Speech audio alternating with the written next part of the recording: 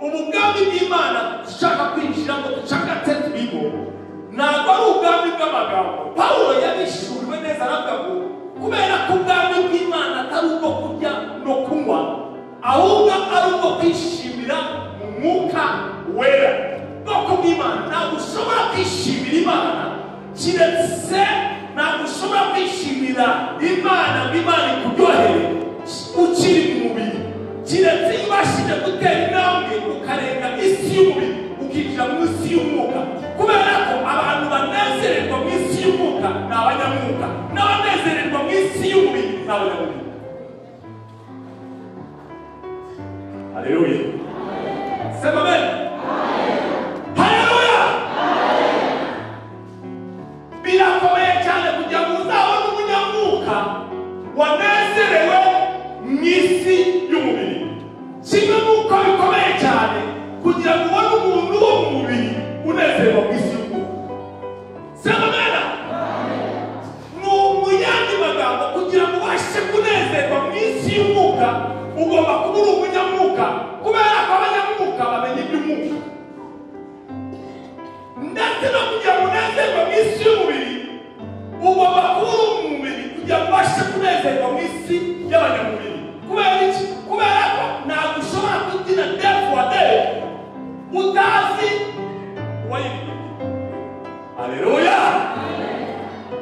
Reka rero tugaza byawe. Haleluya. Amen. Imana iravuga rero, irababwira ngo ikora amasezerano, yongera kuvugurura amasezerano n'ubwoko bwayo. Irababwira ngo ikintu cya mbere, nzabanza mbakure mu mahanga yose mbakoranyirize mu gihugu cyanyu bwite. Reka mubwire, Imana izabanza kuwukura mu bindi byose, izabanza kuwukura mu kajagari, mu kibuti na nyiragare n'ibindi bigirwamana byose. Imana ibanza ikuzane muri gakondo yawe bwite. Imana ntabwo izaguha umugisha wawe ukiri mu mahanga, Imana izaguha umugisha wawe uri mu gihugu cyawe bwite. Imana ntabwo izaterana n'ibinyamwuga. Imana yacu ni Imana ifuha, ntabwo Imana ishobora guterana n'ibyaha. Kugira ngo Imana iguhe umugisha, izabanza ikuvana mu kibuti n'ibigirwamana byose, ibanza ikwinjije mu gihugu cyawe cya gakondo kugira ngo Imana iguhe umugisha.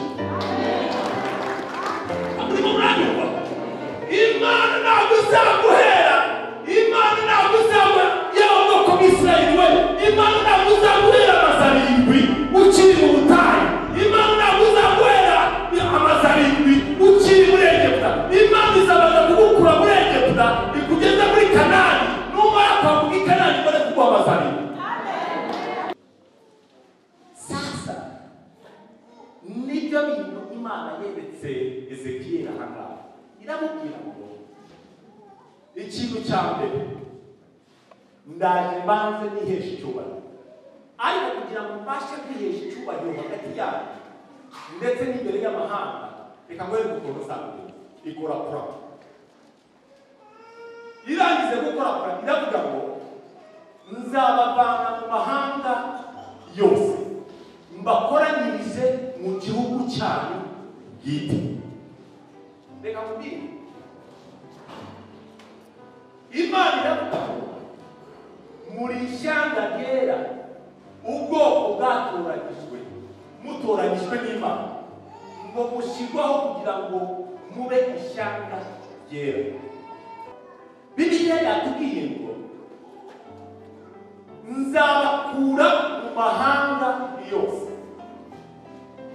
Icyo bavuga, iyo bavuga kudukura mu mahanga yose, baba bavuga iki? Baba bavuga kudukura mu bintu bidakwiye,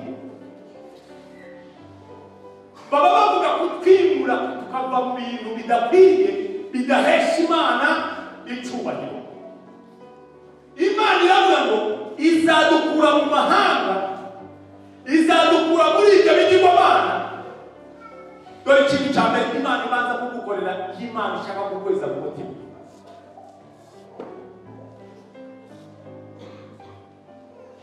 The first thing God will do to give you a clean heart.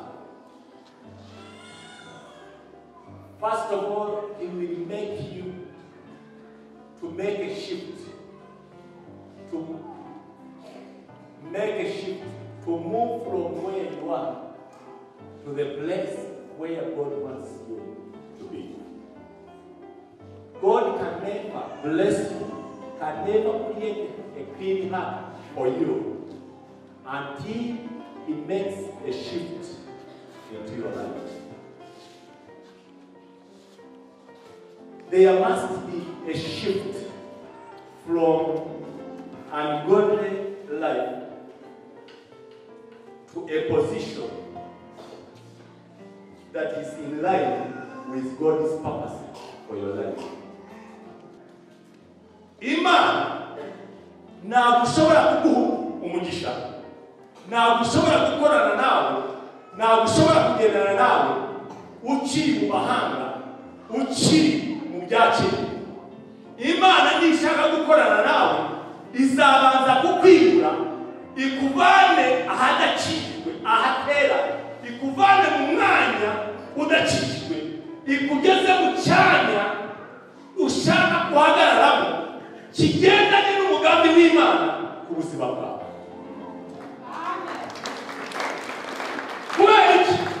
Kubera ko Imana ntabwo inaniwe kuba yaguhera umugisha aho hantu muri Egiputa, ikakurindira aho ngaho, ikakuremera amashu muri Egiputa. Ariko Imana ntabwo ishaka kwitwa umubeshi.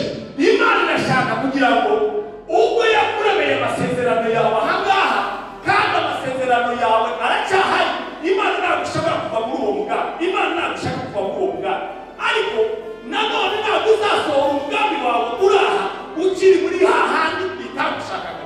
Izabanza ikwimure, ikuvana muri Uri y'Abakaludaya y'ibigirwamana n'ikibuti na Nyirantare n'ibindi bigirwamana n'ibindi bigirwamana, ikwimureyo, ikwimuje imbabazi zayo n'agakiza kayo n'ubuntu bwayo, ikuvane ibanze igutereke aho ishaka yuko umugambi wayo ku buzima bwawe uzasohora, kugira ngo ubashe gusohora mu mugambi w'Imana, ubasha kubona neza icyerekezo cy'Imana n'aho Imana ishaka kugana ku buzima bwawe, ku muryango wawe no ku itabaro ryawe.